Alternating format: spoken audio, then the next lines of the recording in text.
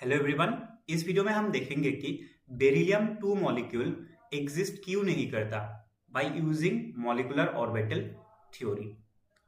तो molecular orbital theory use करने के लिए जो भी हमें मॉलिक्यूल गिवन होगा वो एग्जिस्ट करे या फिर ना करे, उसका हमें कॉन्स्टिट्यूएंट एटम्स को देखना है। तो यहाँ पर दो बेरिलियम एटम है। तो बेरिलियम की अगर बात करें तो उसका इलेक्ट्रॉनिक कॉन्फ़िगरेशन क्या होगा? 1s2 2s2। तो सिमिलरली ये सेकेंड वाले बेरिलियम का भी इलेक्ट्रॉनिक कॉन्फ़िगरेशन क्या होगा? 1s2 2s2। तो हमें देखना है कि टोटल कितना इलेक्ट्रॉन है। तो यहां पर टोटल इलेक्ट्रॉन है 8। जो ऊपर यहां पर 2 है, 2 यहां पर भी 2 है, यहां पर भी 2, ये सब डिनोट कर रहा है नंबर ऑफ इलेक्ट्रॉन, कितना इलेक्ट्रॉन है।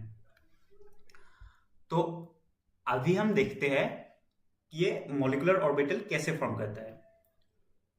तो मान लो कि ये एनर्जी एक्सिस है, जहां पर नीचे से ऊपर तक ये एनर्जी इंक्रीज हो रहा है। तो मॉलिक्यूलर ऑर्बिटल थ्योरी में क्या होता है कि एटॉमिक ऑर्बिटल मिलकर मॉलिक्यूलर ऑर्बिटल बनाता है।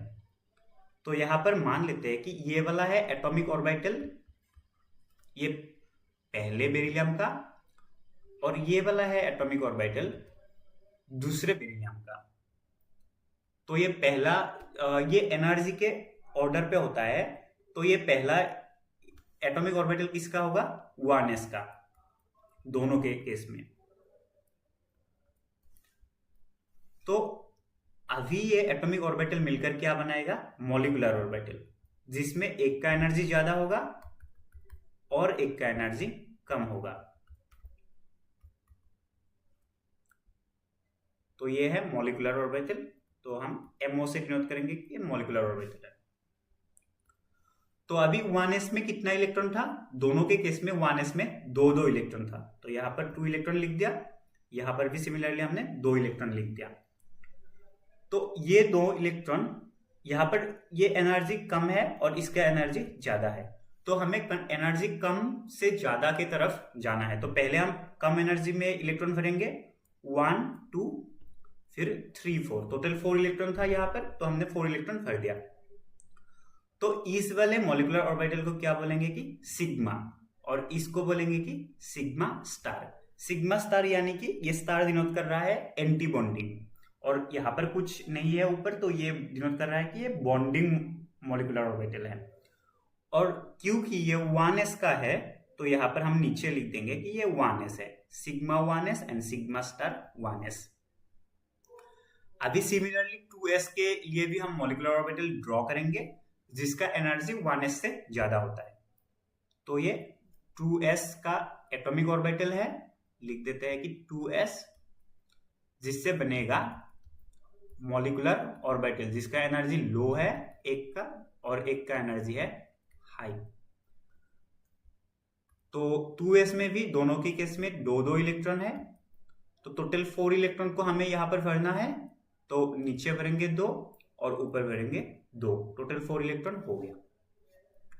तो यहां पर भी सेम है, ये भी सिग्मा ऑर्बिटल है और ये है सिग्मा स्टार ऑर्बिटल, यानी कि एंटी बॉन्डिंग।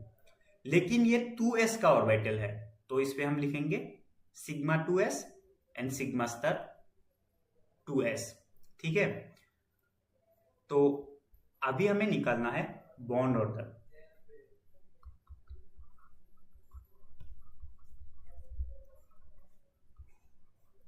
तो बॉन्ड ऑर्डर का फॉर्मूला क्या है? Half into number of bonding electron minus number of anti bonding electron.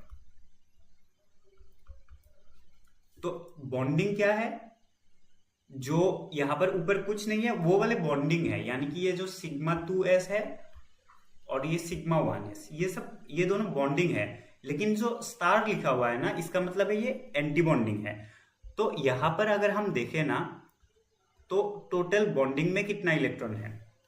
Bonding में टोटल इलेक्ट्रॉन है यहां पर 2 और यहां पर 2।